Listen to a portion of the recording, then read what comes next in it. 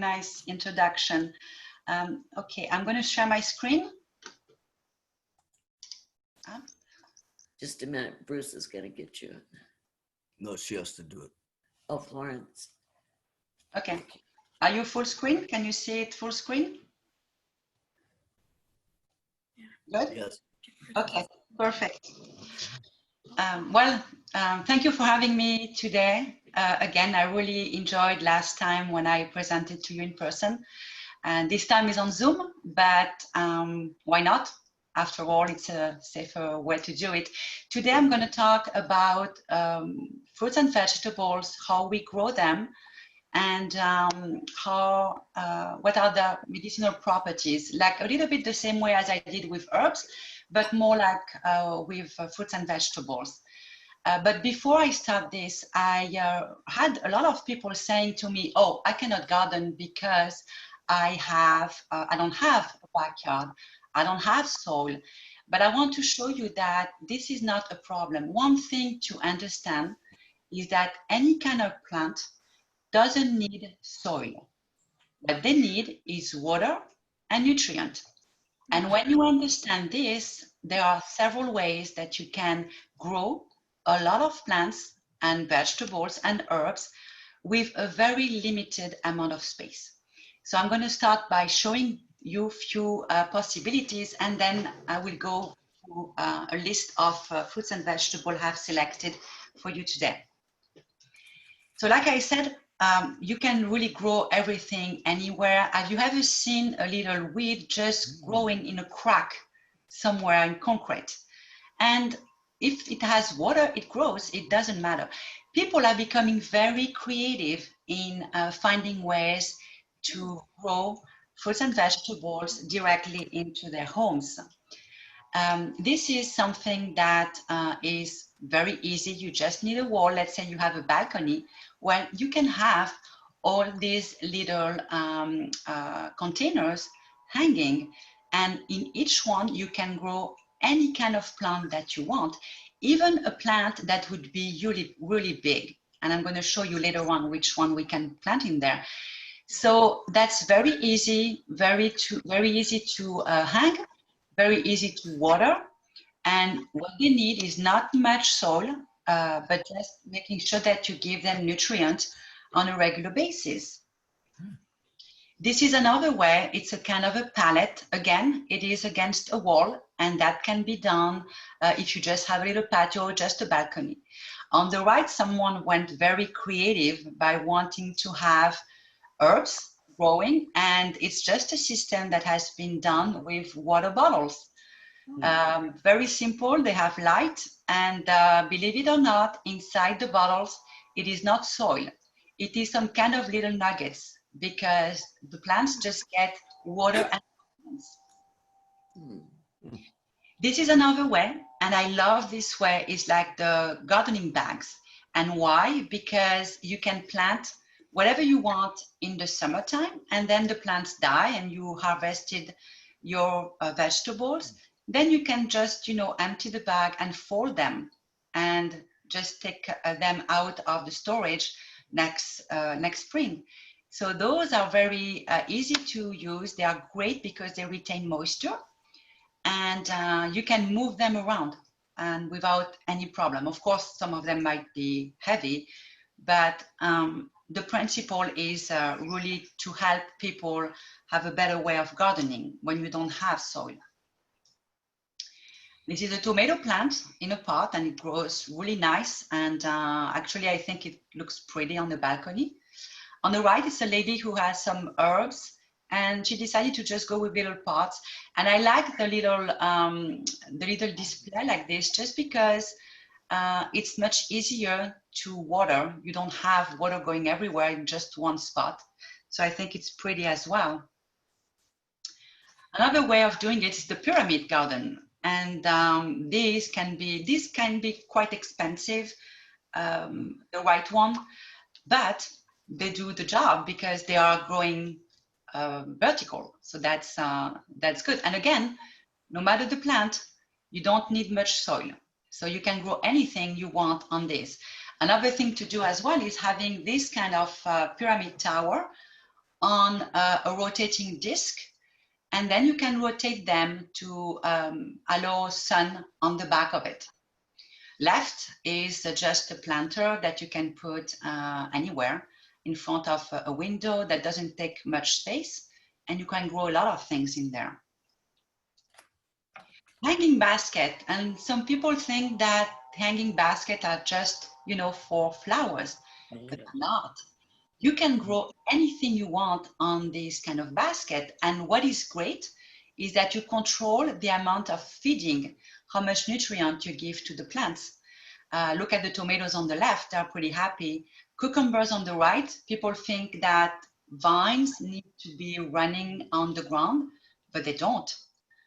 They can be hanged. And look at this one, Shaw's growing on a hanging basket.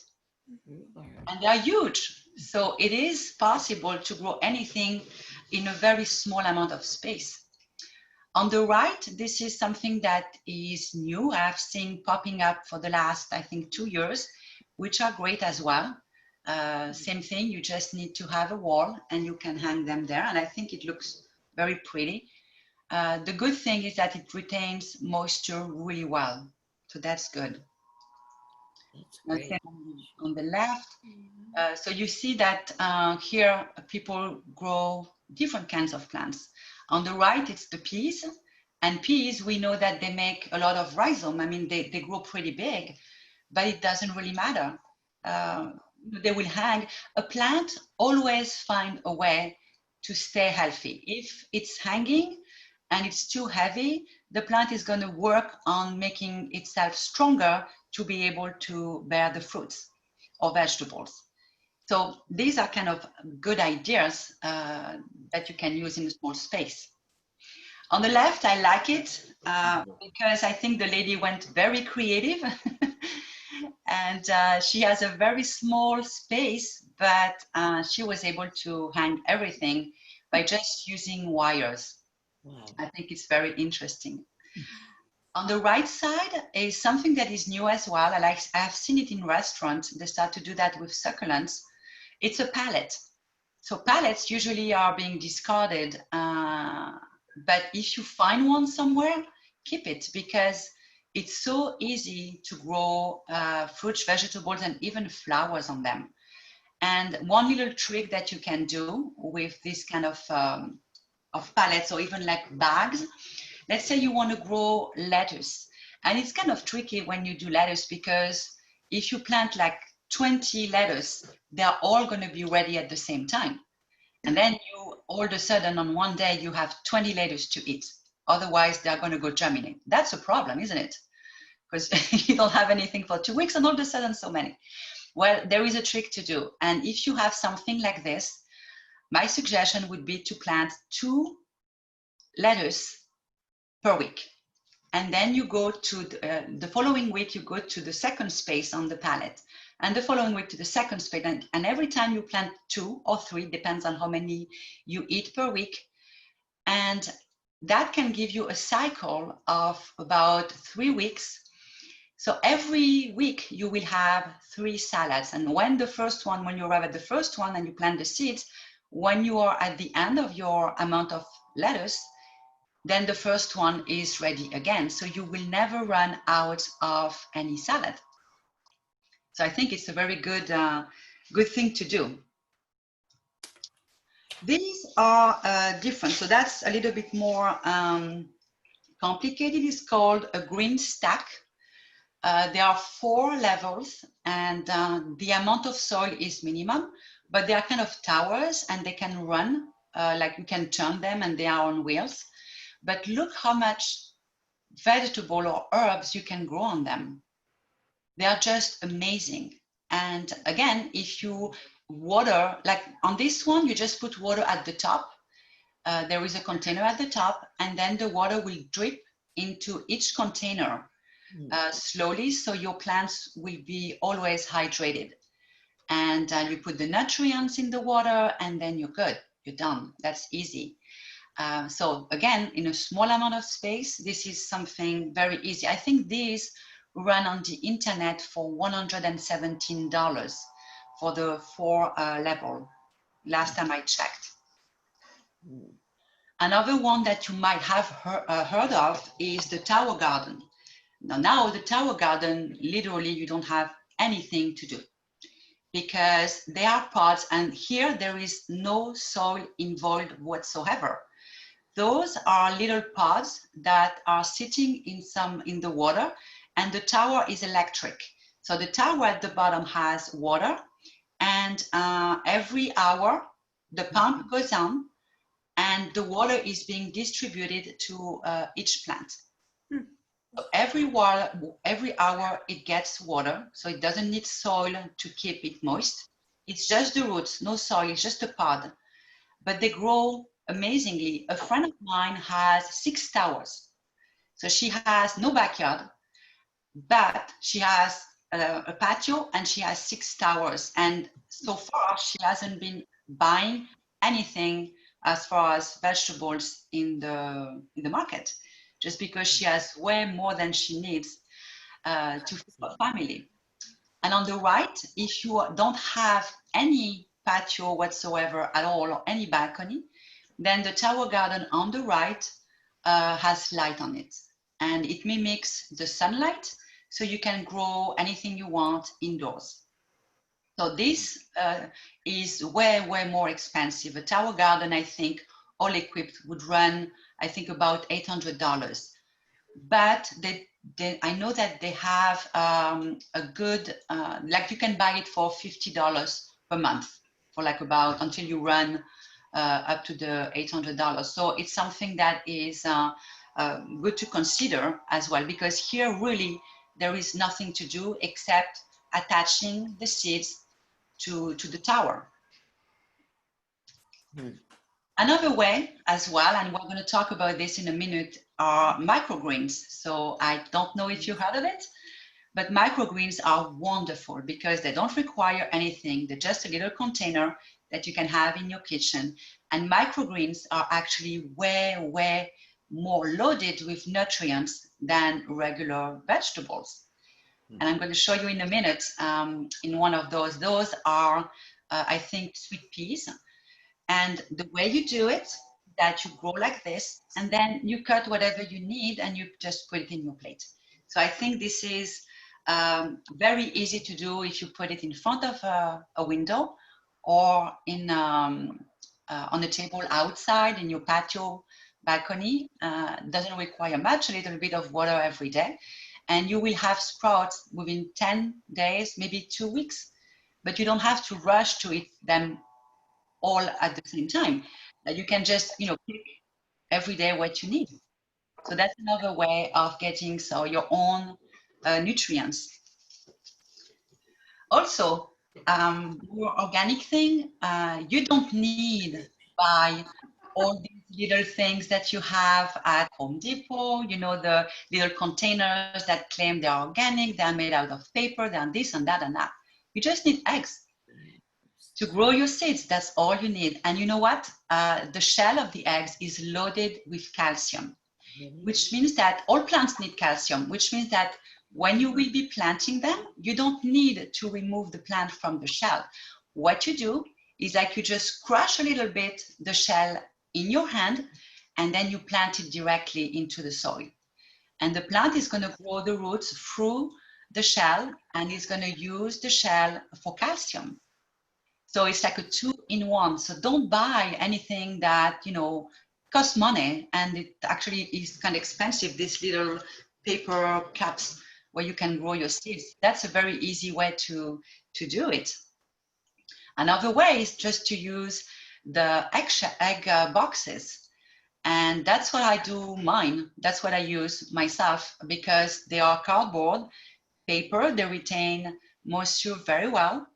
And the same thing, you cut it and you can plant the entire little pot. You don't need to remove the plant from the cup. Just plant it directly into the soil.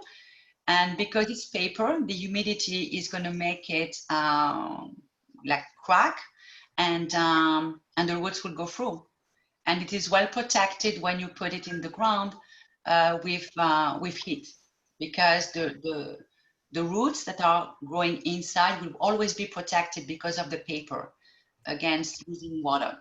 So those are 2 little tricks. So I wanted to share this with you, even if it took a little bit of time, because everybody can garden. All of you, all of us, we can garden. We can still have a way of doing a little bit at home. Not necessarily a huge thing, but it's always good for the soul to garden a little bit. Okay, so I'm going to start talking about some of the fruits and vegetables. And the first one, the very common one, is, of course, tomatoes. Who doesn't like tomatoes? So they are from the Solanaceae family, and tomatoes are a nightshade. And probably most of you have heard of nightshade, and some of you stay away from it because of the compound that are in the tomatoes that can exacerbate some allergies. So there are over 1,000 varieties. That's a lot. They are fruit as a botanical sense, and there is a lot of controversy about this, but indeed they are a fruit. Some people say they are vegetables. I would say just do your mind with this and just decide what you think is best. They are very easy to grow and they thrive if they have proper nutrients. That's the key. And this is for all the plants. They need to have proper nutrient if you want to have a good harvest. They need light and sun and lots of water. So you just need to plant them in a deep hole if it is in the garden, in the backyard, or just, in a pot. I would say that, you can grow them starting from a seed into an eggshell, but I have a lot of results by just planting the seeds directly into the ground and not making them, grow on the side. One trick is that they will make what is called little suckers. And on the bottom left, you can see what a sucker is. And these are usually leaves that are grown in between 2 main branches. And these need to be removed because if you leave them, they are going to grow and they take all the energy of the plant to grow. And the energy doesn't go into the tomatoes. So when your plant is established and you start having flowers that shows where you will have tomatoes, remove those little suckers on the branches. You won't hurt the plant. It's actually beneficial. So they're best grown, of course, organically. They love manure. I am lucky because there is a place in San Juan Capistrano where I can get manure from horses. So I usually go there to get it. Wait until the fruits appear and then cover. And covering for 2 reasons. Tomatoes like sun, but they can easily burn when you are in California. If it's very, very hot, they need to have a little bit of shade over them. The best thing that I found is at Home Depot, and it is a kind of a fabric that usually you put on the top of a patio cover. And these actually filter the light up to 50%. And that's enough. And when you put it on top of the plant will still get a lot of sun, but then won't burn and will retain some moisture. So that's a good thing to know for the tomatoes. So on the more nutritional part, move this because I don't up. Okay, here we go. The darker in the color, the more nutrients you have. So dark red tomatoes have 4 times more nutrient than green tomatoes. And it really is true. I mean, a lot of tests have been done on them. Sometimes, when you get tomatoes at home and we don't eat them right away, they start to get a little bit wrinkly. That's okay. You can still eat them, okay? Because the more they age, the more nutrients they have. So they are excellent sources of vitamins and dietary fibers. There is controversy about the seeds being toxic. Honestly, you can remove them. I keep them, and if I was eating 2 pounds of tomatoes every day, I would say, yeah, probably that would be too much. But a tomato or 2 per day is not going to make a big difference. Now, tomatoes are loaded with lycopene. Maybe some of you have heard about lycopene. Lycopene is an anti-cancer. It is something that we get a lot of benefit, and mostly they are in tomatoes. They are in beets as well. Everything that is red has lycopene in there. So lycopene helps, is a protection against breast cancer, colon, lung, skin, and prostate cancer. And again, it doesn't need to take too much of it, but a little bit goes a long way. So if you eat a tomato every day or cherry tomatoes, that will do the trick. It also lowers the risk of heart disease, cataract, and macular degeneration. And those are scientifically researched. It's not just me saying this. Lycopene neutralizes harmful oxygen-free radicals. And that's something that, unfortunately, when we age, when we get older, we have a tendency to have more free radicals. We don't eliminate them the same way. So I wanted to tell you a little bit about a study that I saw not so long ago. This is a study that has been done in Harvard. And it says that if you get 6.5 milligrams of lycopene per day, you have 21% chances of decreasing the risk of prostate cancer. So that's pretty impressive, 21. Now, if you take the double amount and you go with 15 milligrams per day of lycopene, then it literally shrink the tumors the cancer tumors that you can be found in prostate cancer. And of course, I'm not going to say to you, if you know someone who has prostate cancer, to jump on tomatoes. No, but this is something that goes a long way. It means that if you eat it every day or regularly, like 3 times a week, then you get the benefit of it. Now, when I said that a tomato, a ripened tomato, has more nutrients, a ripe tomato will have 50 milligrams of the lycopene, while the yellow one will have only 5 milligrams. So you see the difference? It's huge. So going with the red tomatoes is really, I would say, therapeutic. The yellow one would be more for the taste and because it's pretty in a plate because of the colors. Also, cooking tomatoes. And I don't know if you like to make tomato sauce. I know I do. I love to make it myself. One thing that happens with lycopene when it is heated is like it increases its amount by 5 times. So 5 times more lycopene, meaning that if you eat a tomato sauce, you can eat less tomatoes, more tomato sauce, and you will get more nutrients, more lycopene by having the tomato sauce. So something to think about. I wrote underneath moderate oxalate. So and I put this on my slides for just one reason, is that some people might have kidney disease or kidney issues or kidney stones. And it's a good thing to know that oxalates are occurring naturally in a lot of different vegetables.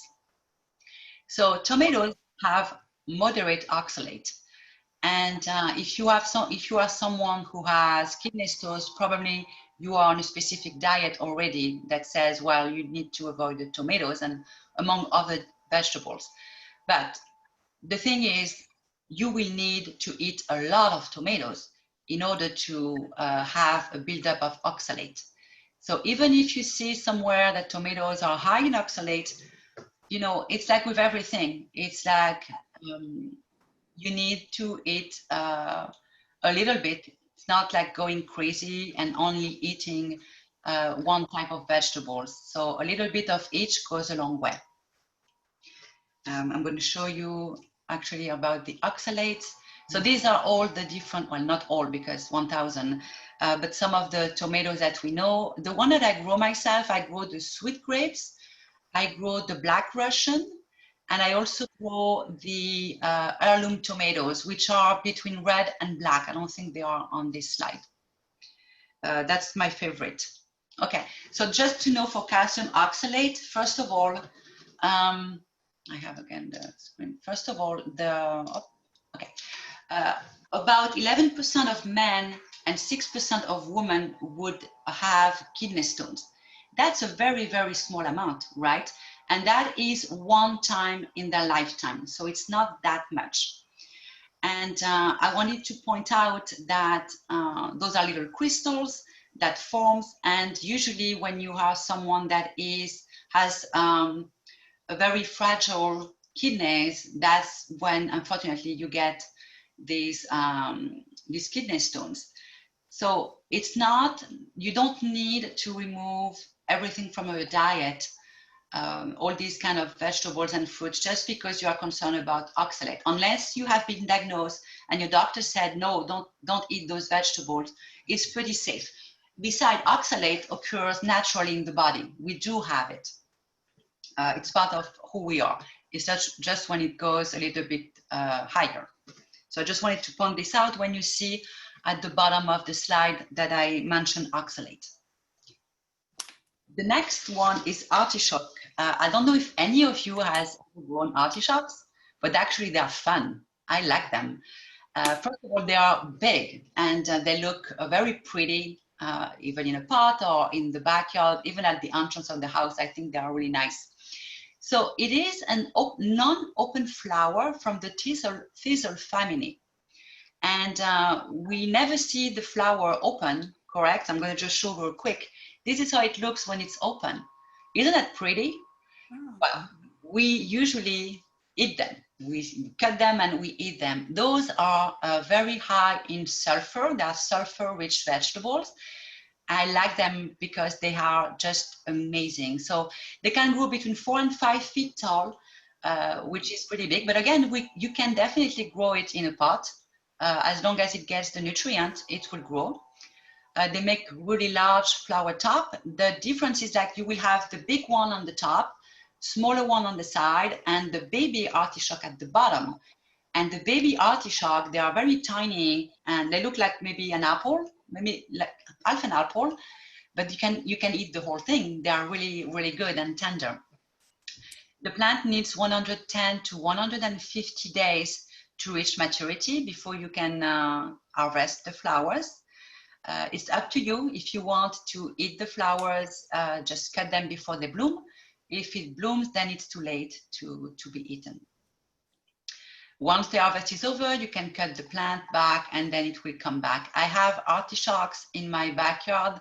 The plants have been there for 5 years and I still get something every year. Oh, by the way, for the tomatoes, I forgot to tell you, usually tomatoes, everybody removes them at the end of the season and throw them away, and the next year you plant new tomatoes from seeds, right? You don't need to do that. Tomatoes can be kept for 3 years, and I did it.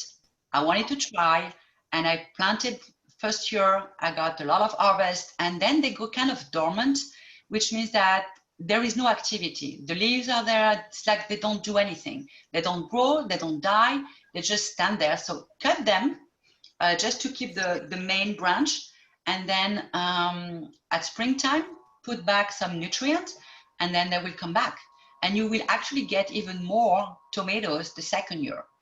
And I did it for 3 years, and after 3 years, it was time to let them go. So something to think about. You don't need to spend money for every year to buy new seeds or new plants.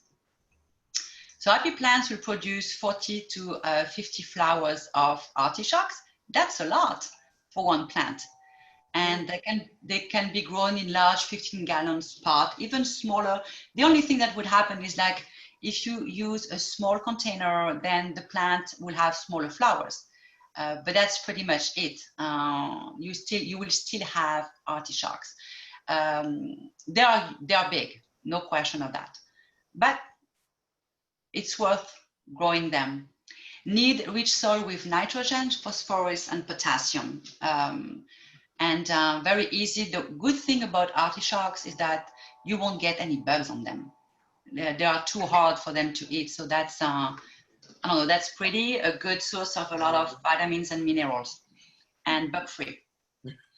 So we have a list of all the vitamins you can find in them. So carbs are in the form of inulin, and this is beneficial for diabetes because inulin is really something that helps, lower the insulin issue with diabetes. They must be eaten fresh shortly after harvest. So I put some notes so I won't forget to tell you about this. A fresh artichoke has all the nutrients within like 4 or 5 days. What happens if you don't eat them within 5 days is they get some kind of, where is it? Okay, the inulin that is in the artichoke are going to break down. And when it breaks down, it transforms the carbs into the artichoke into a different kind of sugar. And then it can become a problem because then it is really sugar that you're absorbing and not inulin. So when you buy them, a little trick if you don't grow them is that to look at the bottom of the flower where it has been cut and look how fresh the cut is. If it is like dry and kind of, shrinking a little bit inside, it means that it has been cut already in probably a week. Too old to eat. Look for the fresh, same with mushrooms. Look at the foot of it. If it's fresh, it's white, and you can tell that it has been cut like within a day, then those are really good to eat. And same with mushroom, by the way. It's not on my slide, but if you see a mushroom and the foot is black, don't eat it. Don't buy it. It's already wasted. So that's about the artichoke. They also lower cholesterol and triglycerides. That's very important. And they improve the functioning of the cells that line the arteries. It is also a protectant. So artichoke, you don't need to eat them every day, but I would say like once a week. Sorry. Once a week would be a good addition to your diet. And they are so easy to cook. You put them in water, you cook them for an hour in boiling water, and then you eat the leaves, what's inside of the leaf. And you just dip it into vinaigrette. They're delicious. At the bottom, you have the flower, the heart of the flower, and you have all these little petals. You remove the petals because they are not edible, they're not good. And the heart of the artichoke is delicious. It's actually a delicacy. So I would suggest you try if you never did it before. The artichokes are from the daisy family, and daisies, some people are allergic to the Asteraceae family. When you know that, then you need to probably avoid eating artichokes. So I show you the flower. I think it's nice. Squash. So squash are also very easy to grow. I show you that someone planted like zucchinis and cucumbers into a hanging basket. So super easy. So they are the Cucurbitaceae family. So two families, the summer and winter squash. And sometimes we have trouble saying, what is it? Is it a squash? Is it a zucchini? What is it? But actually the family, it's one family with two seasons, summer and winter. And the zucchini are for the summer, while the acorn, herbard, pumpkins are for the winter.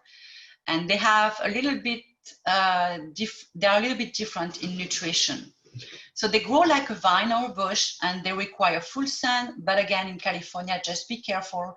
I planted some in my backyard, and when we had the temperature at 90 degrees Fahrenheit, the leaves were all flat, like too hot for them. So I would cover them as well, or plant them in a place where you can have both sun and shade. And you need to harvest them frequently to encourage more production and pick the fruits while still small. And when they are small, they have a lot of nutrients. The more they age, the less nutrients that they will have, just because all the energy goes into growing them. The summer variety should be gathered before the seeds are fully ripened and while the rims are still soft. And the winter variety should not be picked until well mature. So you see a little bit the difference between summer and winter. The entire squash is edible, including the flowers. And we do that a lot in south of France. We love to take the flowers when you have, of course, a lot of zucchinis showing up.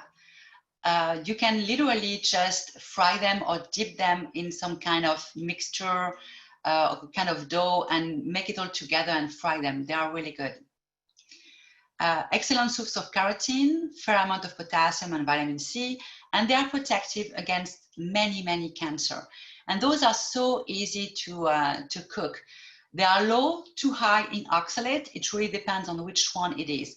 Now, one thing about oxalate, if you want to get the oxalate out of the vegetables, you can. And that requires boiling. So if you eat the squash or zucchinis raw, then yes, you will get some oxalate. But if you cook them, you make not a soup because it will be in the water, but if you boil them or steam them, the oxalate would go into the water. One tricky thing to do is every time you boil something, just let the water cool down and water your garden with it, because you have calcium, oxalate, and other nutrient in the water, and the plants can definitely use it, and it's like a kind of fertilizer. So squash and zucchinis are really good for as a cancer prevention. And again, it is something that you don't need to eat every day, but like maybe 2 or 3 times a week, they're really great and so easy to grow. You should try into a hanging basket. I'm going to try to go a little bit faster because I see my time. And I'm running. Oops.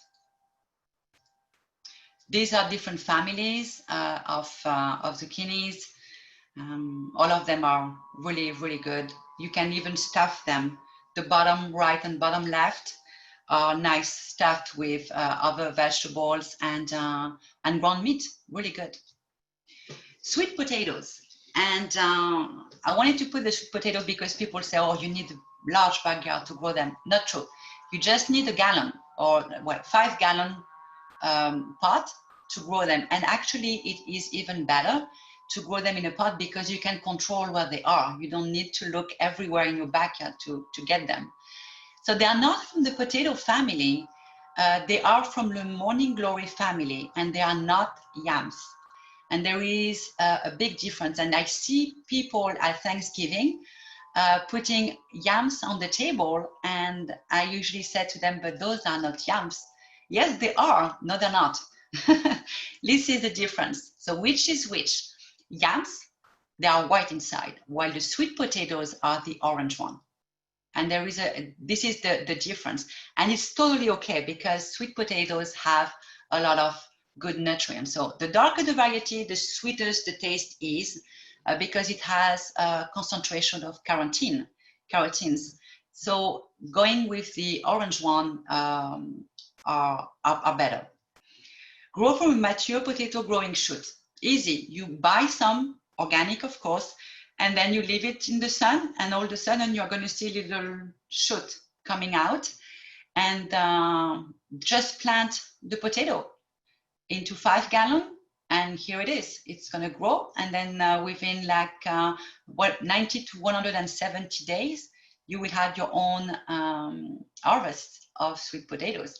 Something to think about because you could have those potatoes on your table for Thanksgiving. They're a good source of vitamin C, B6, a lot of different things, and of course, dietary fibers. They contain unique protein with significant antioxidant effect. So they are really good, and they're classified as anti-diabetic. And that's something very interesting because usually, when you have diabetes, you are told not to eat starchy vegetables because they contain a lot of sugars.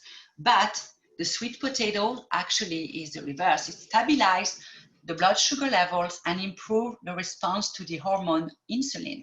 So those are totally okay to eat when you have diabetes. And never eat a greenish sweet potato, high level of solanine. And it is true, sometimes we forget them. We just put them in a corner and they get like a kind of greenish color. Don't eat it because solanine is a kind of a poison. So you're not going to die because you eat that, but it has a very bitter taste, the greenish. And I would say just keep them in a dark place so you won't have any shoots coming out, and make sure that they don't turn into green. Same with regular potatoes. If you see any green, throw them away. because the solanine is not good for the body. I wanted to read you something, a short thing about the diabetic thing that I have in this in research. It says, unlike many other starchy vegetables, sweet potatoes are classified as an anti-diabetic food. Animal studies have shown that sweet potatoes actually help stabilize blood sugar levels and improve the response to the hormone insulin. So that's something really to consider. I would not probably eat them every day, but having the sweet potatoes twice a week would be something that is good. They are high in oxalate, but since the potatoes are usually boiled, it will literally reduce the amount of oxalate, even if you are someone with kidney stones. So I show you this. Beets. Beets are one of my favorites, just for one reason. It's like I grew up in north of France, where we had lands and lands and lands of beets. They were everywhere because of their sugar content. And beets can be transformed into sugars. You can find that in stores. Beet sugar is kind of healthy. It still gives you an insulin spike, but I grew up with them. So they are the same family as chard and spinach. Both roots and leaves are edible, and this is something important. The leaves of the beets have more nutrients than the root itself.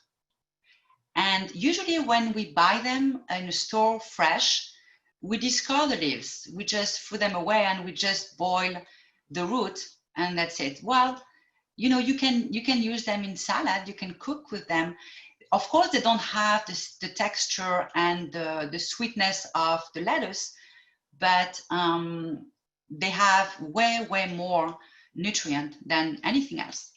So I would keep them. I would eat them. Cut them in a very small pieces, like shredded basically, and you can mix them with another kind of salad, and you get so much nutrients out of this. They are best if they are planted with the seed directly into the soil. Don't try to germinate them, just because when the seed cracks open and the roots get out from the roots, they go straight very deep. They need to go as deep as possible. And by growing them in a little container doesn't allow this. So it's best to grow them in the soil. 4 to 8 weeks before harvest, I think it's pretty fast. They love seaweed extract and regular fertilizer. And if you have healthy, big red beets, just feed them. They love it and they will never get enough. And they will grow anywhere. You can grow them in north of Normandy. It's very cold. North of France is very cold during winter. They love any kind of weather. They are super easy to grow. There have been long use for liver disorder. Actually, they are detoxifying the liver, removing what doesn't belong there. They contain what is called beta-cyanine. It's a cancer-fighting compound that is very, I think it's not a lot of vegetables do have the beta-cyanine. So beets are great for that, for having this substance. They have a good effect on bowel movement and cholesterol level. And on top of that, what I can tell you, because I had several clients trying this, is that beets are excellent for the colon and for people who have hemorrhoids. So hemorrhoids can be very painful, and unfortunately 1 out of 4 persons would have hemorrhoids once in their lifetime. But if you consume beets on a regular basis, like 3 times a week, that's very beneficial for the veins and to avoid having hemorrhoids. They are high in oxalate, but you cook them and then you're good, because the oxalate would be gone into the water. Beets can also be taken dry, and when they are dry, it's like a little teaspoon of it that you mix with anything you want on your food. So they are easy to take as well, in case you don't want to buy them or grow them or even cook them. So a good remedy to keep blood vessels healthy, of course. So then mainly for the colon. Red and pink color urines is normal when eating beets. So if you have a diet that is high in beets, don't be scared of your urines. It's not blood that you have in the urines, it's simply the color of the beets. Some people use this color as painting. So it's very rich in color, and try to have this in your diet. They're really, really good. Vivian, how am I on time? Vivian? Okay, I continue then. Yeah, go ahead, Florence. I think everyone's fascinated. Okay, so just let me know, interrupt me when you want me to stop, okay? Okay. All right, peppers. So peppers are from the Solanaceae family. Again, this is a nightshade. They can be eaten green, yellow, or red. The green, yellow, or red, it's actually always the same pepper.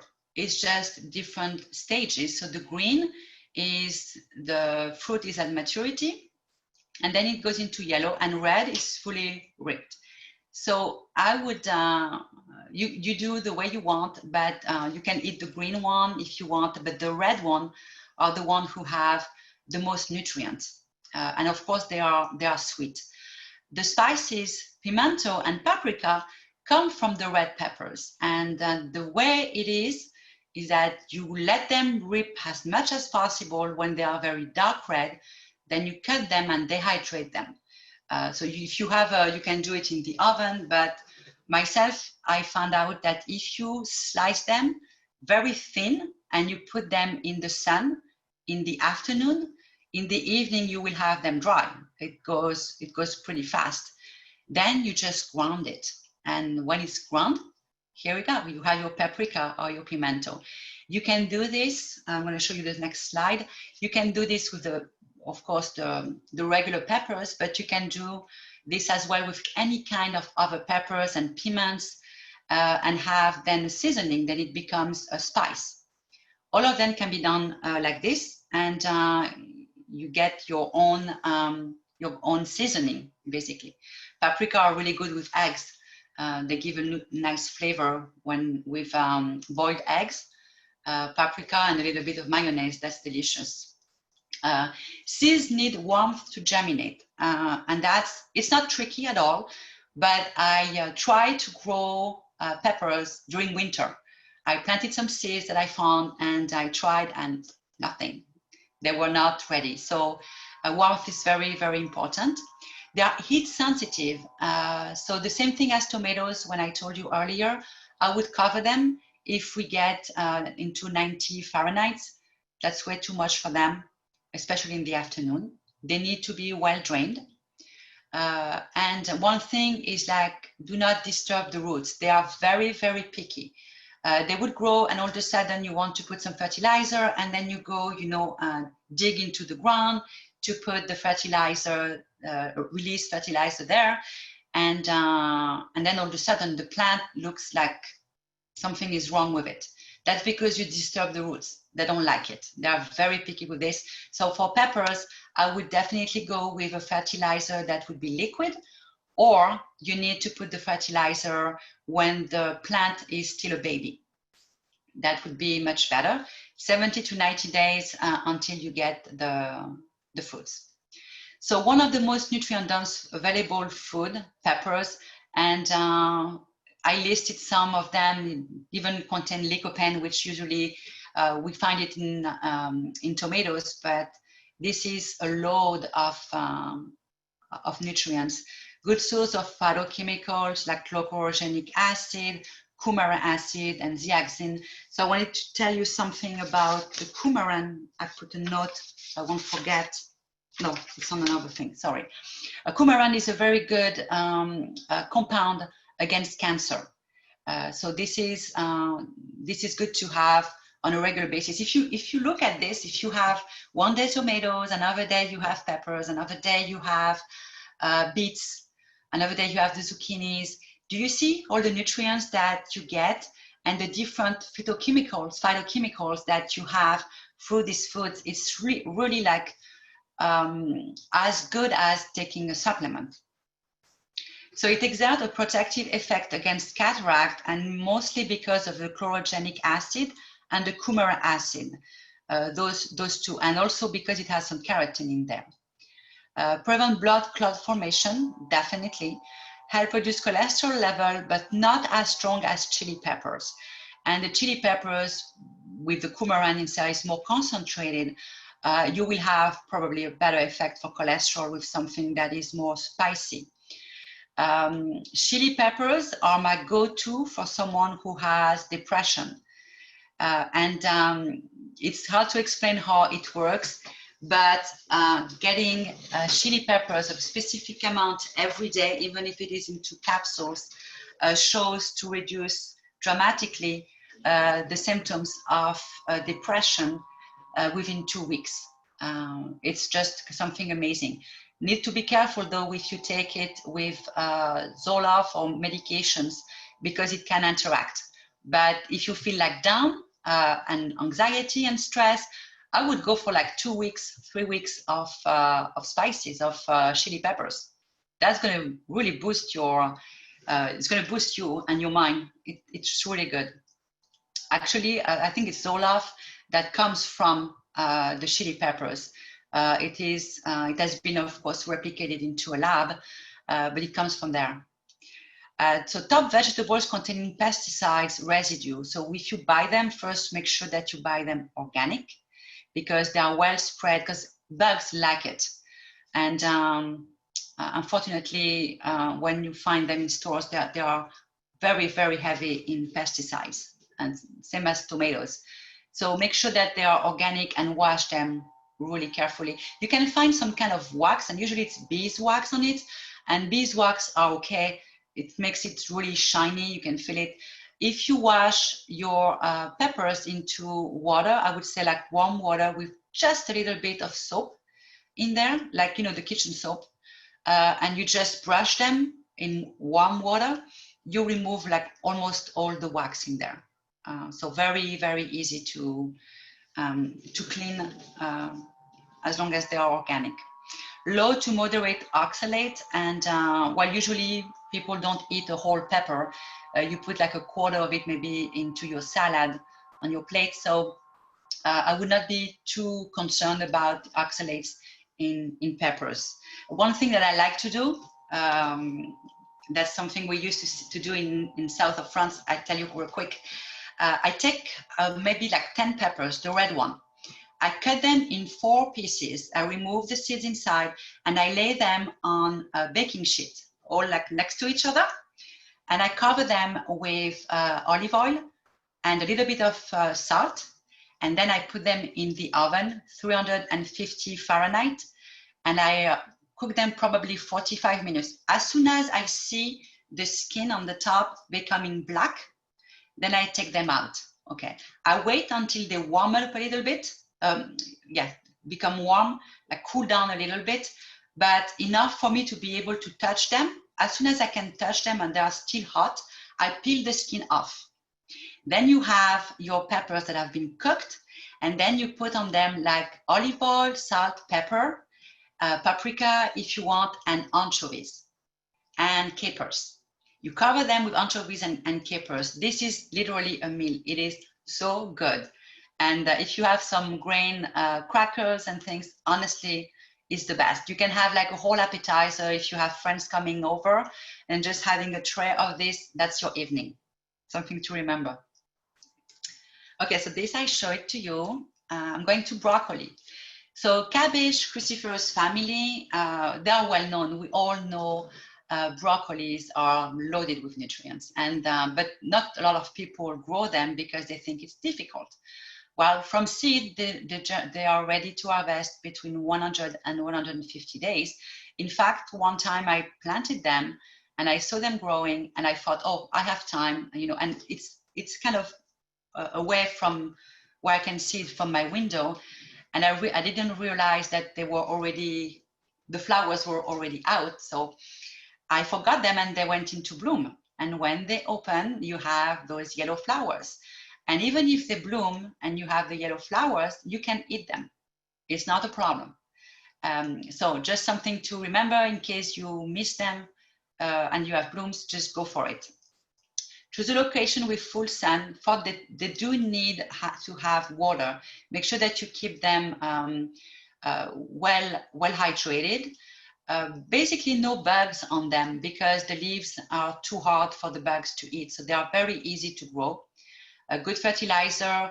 To choose a fertilizer, sometimes I put like pH between 6 and 7. But you know, if you go into a store, look onto the packages. Usually they just tell you what it's good for instead of trying to figure this out. Most of the fertilizers we find in stores today are like multivitamin for all of the different plants. So they need water and mulch to keep it moist for sure. Sprout can be grown indoor and harvested within 2 weeks. That's pretty fast. So you remember at the beginning, I show you a little tray with these little sprouts. You can definitely do that with broccoli. And within 2 weeks, you have broccoli shots. So that's the very interesting part about the broccoli shots. I'm coming into a second to this. So you can see it is classified as a superfood just because of all the nutrients that it contains. It increases the detoxification of the liver and the bile as well. It helps move things away from the liver. 1 ounce of broccoli sprouts is all you need. And this is so true. 1 ounce of the broccoli sprouts, so the little tray that I showed you earlier, it's all you need per week. If you eat 1 ounce of the sprouts once a week, you have everything you need for the whole week as far as these different nutrients and helping your liver and helping your gallbladder and having the biles flow freely and protect your liver and your gallbladder.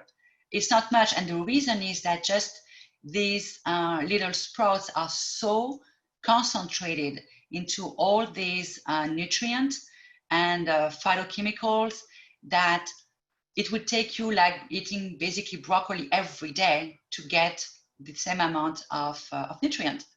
So something to think about, because it's easy to grow as seeds and sprouts and get the sprouts. Preliminary studies very promising to stop some forms of cancer. Let me see what I wrote for you about the broccoli so I won't forget. Yes, they do have an anti-cancer effect. That's because of the substance that is called glucosinolate that is in the broccoli, which increases the excretion of a form of estrogen that is linked to breast cancer. So the broccoli substances, phytochemicals, are good protection against breast cancer. Broccoli sprouts contain 30 to 50 times the concentration of protective chemicals found in mature broccoli. So it's like even more, 30 to 50 times. This is why they are so good to eat when there are sprouts. Also, it says a recent study showed that it decreased the growth of the papilloma virus. So we know that the papilloma virus is the cause of cervical cancer. So this is a study that has been done, and it shows that it really decreased the progression of the cancer. It shows also it stops the growth of breast cancer and prostate cancer in preliminary studies. So it is well looked into, because that could be probably a new drug that will come out of this. But before we get the drug, I would say, go for it and eat the sprouts. I think it's the best way to get it. So it is known as goitrogen. So I'm going to show you real quick what goitrogen is to understand. This is the different varieties of broccoli. The Romano broccoli, I don't know if you ever tried it, but that's my favorite. It's when you cook it, it is like mashed potatoes, literally. It is so soft and kind of sweet, and it can accommodate any kind of meals. So you can just steam it, or you can make like a mashed broccoli. It's really good. There are so many different ways you can cook it. Remember, this one doesn't have oxalate, so you can go for it. Broccoli and cauliflower are from the same family. Okay, so goitrogens are substances that disrupt the production of thyroid hormones by interfering with iodine uptake in the thyroid gland. So that's not something that you hear very often. And just because it is not something, I mean, you're not going to all of a sudden develop thyroid disease because you are eating too much of the vegetables. But it needs to be addressed, because if you are someone who already has thyroid issues, it is good to know that this can exacerbate the condition that you have. The drawing says it's the dose that makes the poison, and it is true. It's like with everything, when we go into excess about something, and fruits and vegetables are not to put on the side, then we can definitely, have some health issues. That's the way with diabetes when we eat too much sugar. So that's just the way it is. So this triggers the pituitary to release thyroid stimulating hormones, which then promote the growth of thyroid tissue, eventually leading to goiter. So you see what goiter is. You have an enlarged thyroid, and so just for you to know, some people who are vegetarian go very, very high on cruciferous vegetables, sulfur-rich vegetables, and it is something to know.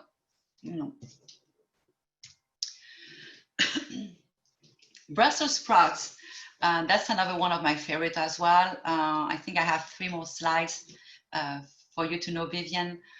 So the cabbage family, it was introduced by Thomas Jefferson in 1812. Almost all Brussels sprouts that today are grown in the US and consumed in the US are grown in California. If you drive up north, you can see all these lands on the 101, all these lands of growing Brussels sprouts, and actually artichokes as well. They are slow to grow. They require a long growing season, at least 80 days. They need at least 6 hours of sun daily. They are really good for one thing, is like as well, they don't attract much bugs. Bugs don't like them. They like a slightly alkaline soil, but they need good nutrients. You can fertilize them when the plants are about 12 inches tall. And again, 4 weeks later, when you see the sprouts coming out. Never water, but not need water, but not soaked. So they don't like to stay into water too much. What it does is like they basically rot. It's too much. Like you can see on the picture, the bottom leaves are yellow, and some of them are really rotten. It is just because too much water, they don't like it. So make sure that you water deeply and not on the plant. You don't need to water the plant. I mean the leaves and the fruits that are growing on it. So it is similar in nutrition quality than broccoli, with folic acid and other different nutrients. It is a cancer-fighting phytochemicals component and glucosinolate. We talked about it earlier. And it reduces DNA damage. That's something as well that is good to know. The Brussels sprout, I would say, if I give you a diet, I would say maybe eat them once a week. They are very high in sulfur. Sulfur, cruciferous are really good for the liver in detoxing the body. Like I said, when we age, we don't get rid of the free radicals as easy as when we are in our 20s. So having a boost with these vegetables is good. It is another goitrogen, just so you know. This is another plant, and I think it's pretty. I don't know, it's like, if you have this growing somewhere, it for sure attraction. I mean, the eye of someone. I think it's an interesting plant with like these big ears. Celery. So it is a vegetable, but it's. I wanted to add them as well, just for their amazing properties. So member of the Umbellifera family, and they like carrot, fennel, parsley. Stack, leaves, seeds, and root are edible. The entire thing can be eaten. But yet, when we get them, we cut them. We just use the top of it. They take about 130 to 140 days to grow fully. You just need to keep the soil moist, and it would be happy. Don't remove the plant. Just cut the leaves off, and the plant will grow back. So I'm showing you something real quick. Let's say you buy it in a store. If you buy it, usually they're cut. They don't put the roots with it. But if you cut all the leaves and you put it into water, then within a few weeks you will have another celery growing. and then you can do it again. So even if, regardless if you plant it into a container in a backyard, if you cut it, just don't dig the roots out. Just wait, because you will get another one. So the vitamins that it contains, a lot, of course, high amount of sodium offset by the high amount of potassium. And some people say, well, I cannot eat celery because it has too much salt. It's not good for me. But actually, yes, it does contain salt, but the potassium that it contains offset the problem that it can bring to you if you need to stay away from salt. It contains phytochemicals compound called coumarin. We talked a little bit about this earlier. It's an anti-cancer, really good to take regularly. Amazing result in arthritis, pain management, and mobility, and management of uric acid in gout. And the reason is that those phytochemicals have the ability to dissolve uric acid in the blood. Those little crystals that are so painful can be dissolved with celery. So if someone comes to see me part of nutrition therapy with gout, the first thing that I will probably put on is on juicing celery. And just because that is my number one to go to for gout. Arthritis pain as well, if you eat it regularly. A lot of studies have shown that it reduces the pain with people with arthritis. So it's something that is good to keep. And you can juice it, you can eat it. You can also make the salt, celery salt. If you heard of it, you can just cut it, dry it. When you dry something, to accelerate the time of drying, make sure that you cut it in small pieces and put it in the sun. And then when it's dry, you ground it and then you mix with your salt. And then you have celery salt. So that's another way of being able to get those nutrients. Celery juice is a good electrolyte after exercise, definitely, just because with all the minerals that it contains, drinking it is something that will bring you back to all your minerals to regular levels. Because we lose a lot with sweat when we exercise, or when we walk outside, or we run, and even just by gardening in the sun, we do lose those minerals. So something to think about. And remember that you can grow it back. Eggplants, I think I have 2 slides left, I'm sorry. So Solanium melongena belong to the nightshade family. Some people are also who are, I would say, allergic to the nightshade, or they have a reaction to nightshades, want to stay away. But again, it's high in oxalate, but you can definitely cook it and get the oxalate out of it.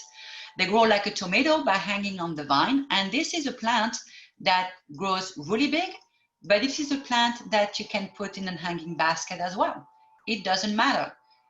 It will cover the basket for sure, but as long as you give it a good fertilizer, like every week or every 2 weeks, you will get the benefit of it. Use organic fertilizer like blood meal. So I don't know if you know this, maybe not. So when I say that, some people are like, you, this is disgusting, but I'm just going to tell you anyway. Plants love blood. It is just amazing. There was in time, like probably 100 years ago at least, when animals were slaughtered in farms, they usually had a spot somewhere just for slaughtering animals. And those spots were always the best spot to grow vegetables because of the blood. And all the components that we find in the blood are literally food for the plants. So eggplants are not different, they just love blood. So you can find a lot of fertilizers today on the market, even at Home Depot. Just read the label and you will see on the labels it says blood, and that's what it is. And there is some concentration in the fertilizer, and that's what makes the plants grow. So water them deeply and frequently. They need water, and the reason is that the fruits contain about 80% water, even like 90, I think. So they need water, otherwise they won't grow. So excellent source of, all vitamins and fibers, research focusing on a flavonoid called nasonin, a potent antioxidant and free radical scavenger, and terpenes. So I put a note as well for this on the eggplant.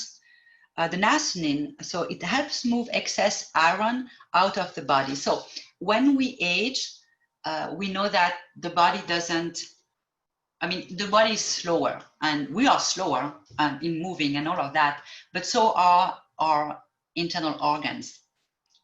So we have a tendency to not eliminate iron the way we do when we're young. And actually the component nasonin, which is in eggplants, help remove the iron from the blood. That's something that is really good to know. I would say eggplants, if you like eggplant parmesan, you can make them, well, of course, with the eggplants, but you can use the tomato sauce that you made yourself with your tomatoes to make it. It's really, really good. They are, of course, cancer and cancer fighter, good for heart disease. I told you about the iron. It listens the free radicals that damage the joints in arthritis. So they are a good addition. If you are someone who has arthritis, I would say probably eating eggplants twice a week for a meal would be good. You can cook them before you make your eggplant parmesan. You can cook them in water, not entirely. You can put them in boiling water for, like, would say maybe 10 minutes and then remove them. And that would take care of the oxalate. So it's going to remove it, and then you can use them to make your eggplant parmesan. And the terpenes that are in eggplants also relax the blood vessels. So this is something really good when you have heavy legs, or when you have vein disorders. I'm looking for the word varicose vein. That's something good to eat. That would be helpful. Eggplants variety, all of them. So we find usually the Black Beauty in stores. I'm sorry, the picture is ugly, but I couldn't make it better. But all of the other varieties are good and contain the same amount of nutrients and anti-cancer property, phytochemicals. So you can choose the one you want and play with the varieties. It's fun. And my last slide is strawberries. So I mostly focused on the vegetables. I wanted to add the strawberries for you. Fragaria is the most popular berry in the world with 600 varieties. That's a lot. They love compost or other rich organic matters. I'm going to give you a trick on this, about the compost, because when you live in an apartment, composting is like impossible because you don't have the space for that. But there is one trick that you can do. Every time you peel something, or let's say you cooked vegetables and you didn't eat all of it, and then you want to throw it away, don't throw them away. Take all your scraps and cut them in very small pieces. You can even put them into a blender and make like a blend of it, like it's going to look like very small pieces. Then put them into, mix them with a little bit of sand or just soil, if you have some soil, and put that around your plants. And that is your compost. It's going to just decompose by itself and will bring the nutrients to your plant. So it's a very easy to do composting without the hassle of having the equipment and the smell and all of that. So just a little trick. I tried it. I do it. I have actually in my backyard a spot, and I put things there, and I realized that now I'm feeding the crows. They like it. Oh well.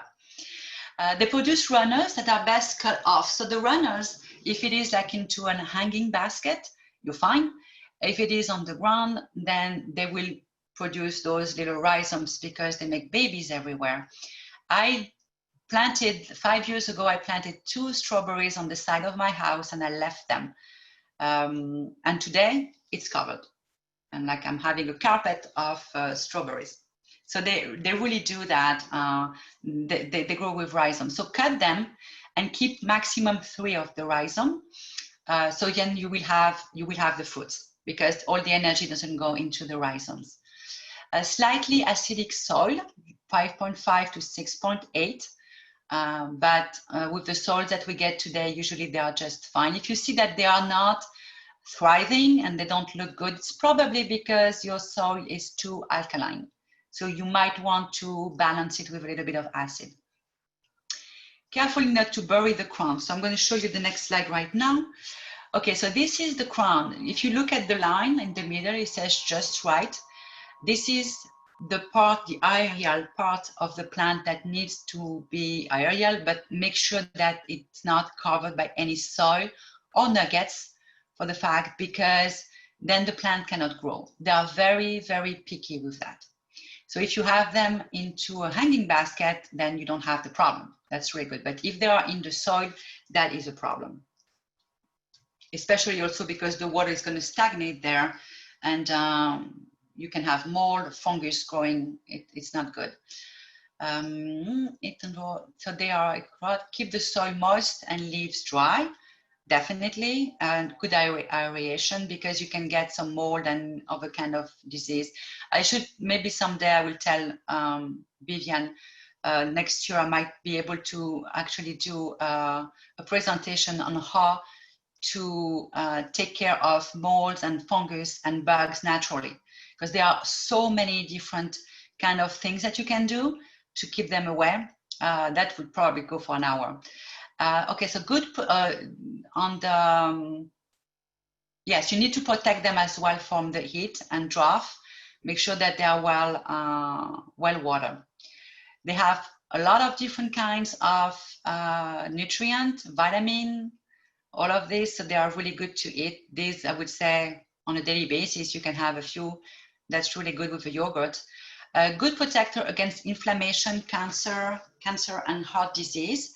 Ability to listen the activity of enzyme cyclooxygenase, responsible for inflammation in RA, osteoarthritis, asthma, and atherosclerosis. And this is typical with strawberries, but so it is with any kind of fruit that have a red color or black dark color, like blueberries, for example, or raspberries. All of those do have these amazing enzymes, amazing phytonutrient. So I would go with like a little bowl every day. Myself, I eat 8 ounces of reds and black every day. It doesn't matter what it is, but it has to be one of them. So they are very high in pesticides. The way they are grown, when they are not organic, I would not eat them, to be honest. So growing them by yourself is great. First of all, they don't have the same taste. You would be surprised. Try, if you grow your own strawberries and you eat them, I don't think you can go back to the store one, because they are so good. And they will be red inside, while the store one, even if they're organic, they are white inside. They are moderate in oxalate. So unfortunately, we are not going to cook the strawberries because we will lose everything in there. But a few strawberries every day is not going to be a problem. And some people are allergic to strawberries anyway. It's like the daisy family. So just something to know. Even if you can't eat strawberries, you can definitely go with the raspberries and blueberries, right? So that's it for today. I think I went way over my time. Yes, 30 minutes, but I hope you enjoyed this. I just wanted to tell you that I created this page on Facebook and Instagram. I post a lot of information every day about plants, herbs, everything. And I would suggest that you follow the page if you want. If you want to know about everything that I post. It can be fruits, vegetables, herbs, gardening, vitamins, minerals, new technology. I post everything that I find interesting. And I have a special event on Saturday, July 18th at 11 a.m. And it's a presentation for about an hour and a half on CBD, the health benefit, and is it basically CBD, is CBD good for you? Is it something that you should use? How do we? Florence, this was so exciting. Yes. So interesting. And stop. I'm sure that everyone was just as excited as Bruce and Lois and I are. Yes. Thank you. We Thank you. We sent some questions, so Okay. So are they on the chat? Yes, yes. Okay. but we have more to ask her verbally. Do we? Yeah. I mean, there. Okay, so I hope, I cannot read it, it's so small. I hope that Florence will also be talking about herbs today as originally planned, and have a very wonderful talk today, okay? Well, I get sick if I eat a pound of broccoli twice a week. Up. Leave broccoli in refrigeration for a long time and it starts getting yellow on top. Is that bad? What vegetables or herb is good for urinary tract infection? Okay, so the first question, the broccoli. No, you won't get sick if you eat 2 pounds of broccoli per week. Especially you can, I would say you balance it. Go half with raw and half with cooked. Then you will balance your intake. They are so loaded with nutrients. When they get yellow, I will not eat them. So when you harvest them, go and eat them within like a couple of days. When you put them in the fridge, they're going to be, they will preserve themselves a little bit longer. But again, it is a plant that needs water. So and it is a flower. So if you cut it, it's like any kind of flower. If you don't put it in a vase with water, chances are that, they're gonna just die. It's the same with broccoli. So eat them as fast as possible. So they're still loaded with nutrients. As far as urinary tract infection, the question is, why do you have, urinary UTI? Why do you have this? And that's the question to answer, because some people develop them because they have, they eat too much of a specific food or vegetables. They eat, like, for example, I give you an example. Someone who eats a lot of ginger, okay? All of a sudden, they are going to get UTI. But at the same time, they are like, I don't understand, because I eat something that is healthy, but you don't know how your body reacts to it. So there is always a balance to do. So that would be the first thing. It might be something that you are eating. You might have allergies. You can also do not drink enough water, and actually that would go with the oxalate. If you don't drink enough water and you eat too much of the oxalate and you have kidneys that are very sensitive, then chances are that you will get UTI. So the first thing I would say is really to look at it and see what is the problem, what is the issue. Best way is to eat by elimination. Let's say you try to I would say drink 3 liters of water. So it's like 3/4 of a gallon for one day, and try it and see if it reduces the problem with the UTI. If it doesn't, like at the end of the day, you don't feel any difference, okay, that's because you have a bacteria. Then a bacteria is something that is different, and then it needs to be addressed with, so there are medications for that, but there are plants as well that can be used. Plants that can be used for this. So pomegranate, the juice of those are really good for UTI. There is also pomegranate, the fruit? Oh, what is it? Pomegranate.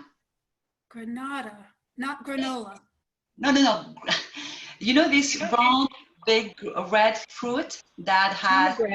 Pomegranate. Oh, pomegranate. Okay, so that's... Got it.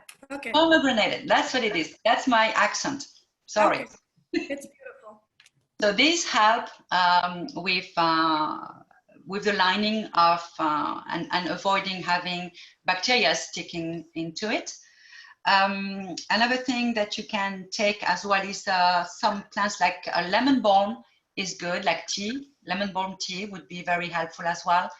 There are other herbs, but the problem is I cannot tell you without knowing what kind of medication you take, because some of them can interfere with medication. So it needs to be make sure that you don't take double, or that a plant can lower the effect of some of the medication. So go by elimination, and then also look, do you eat too much sugar? Do you eat too much spices? What's going on with you that causes the UTI? It's really the first thing to look at.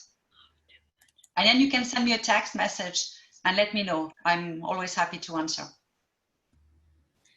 Great. Do you have any more questions, Florence? Yes, hold on.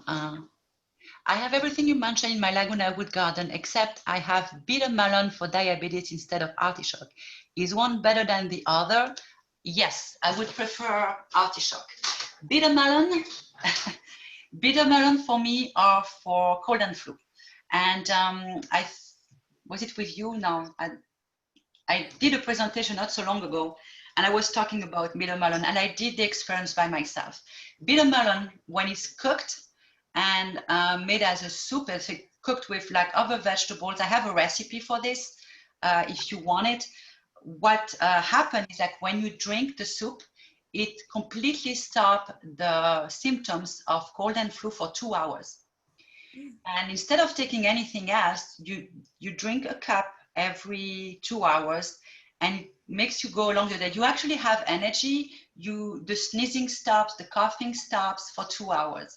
So that's a very good remedy. Bitter melon, grow them. I did this myself, and I made the soup and I froze the soup. So then you have it when cold and flu comes is around the corner. But go with the artichokes, definitely. This is so exciting. I can't wait to go to the store, Florence. It says, is it now too late for us to hear Florence talk about herbs today? Ah, I think I think so. So how can we go to your Zoom site on? okay, so I will post, I would suggest, I can send it to Vivian anyway, when I will do the presentation. Like I did a presentation a few months ago on the viruses, and I sent the link to Vivian, and she was able to send it to all the members of your club. So I can do that again. Perfect. You will have the information. Another way is I will post this on my social media page with the link as well. So between Vivian and between my social media pages, you should be able to find all the information that you need. And of course on my website. Okay. Oh, we really thank you for this wonderful presentation, You Florence. Yes, absolutely. Thank you. You're welcome. I'm sure that it'll be helpful to all of us. So I hope so. Just remember that if you have a quick question on something that I said, you can always send me a text or an email. I might not be able to answer right away, but as soon as I have the time, I will answer. So feel free. what about mushrooms? Is there much value in mushrooms? I look at them and they're so white. I think, you know. The button mushroom, the regular white mushroom that you find. Yes, the ones we see in the store. Yes, they do have values. All mushrooms have some values. There are some of them that are literally medicinal, like for example, lion's mane or chaga mushrooms. Those have a whole array of medicinal properties. They can really help people with multiple sclerosis, diabetes, arthritis, a lot. The button mushroom is more like a daily edible. It does have some medicinal properties, but they are very limited. They are not medicinal per se, a little bit. So adding them, first of all, I would cook them. I would not cook them. I would eat them raw. So you preserve whatever they have. Mm-hmm. And make sure that when you buy them, they are white and there is no brownish spots on them. That's bad. When it's brown, there are some toxins showing up, and then you are ended up eating the toxins. You don't want that. How do you have to wash the mushrooms? Yes.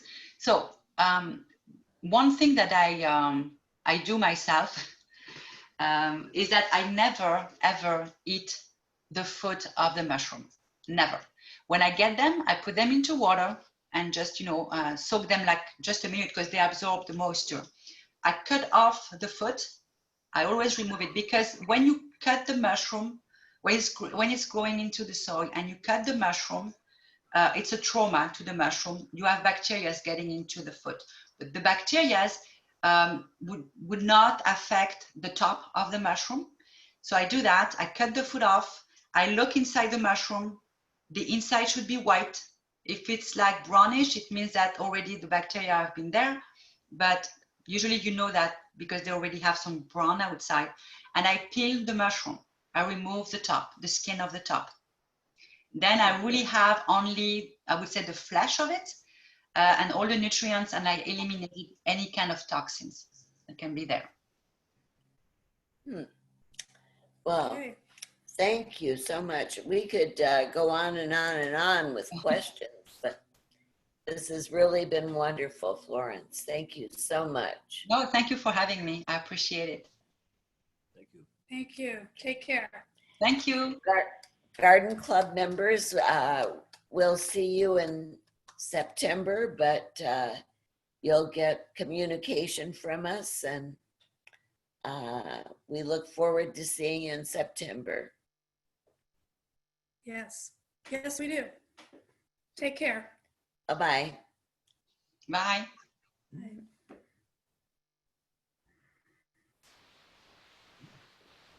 I'll have to do that one. That's good.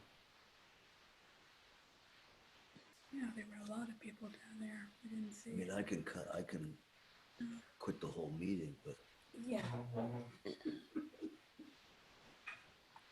It was a good presentation. Yeah. Oh, it's geez, great. So excellent. should I just end the meeting? End meeting. Get rid of all these people? Bye-bye. Bye, Patty. Bye, Ann. Judy. End meeting Yvonne. for all.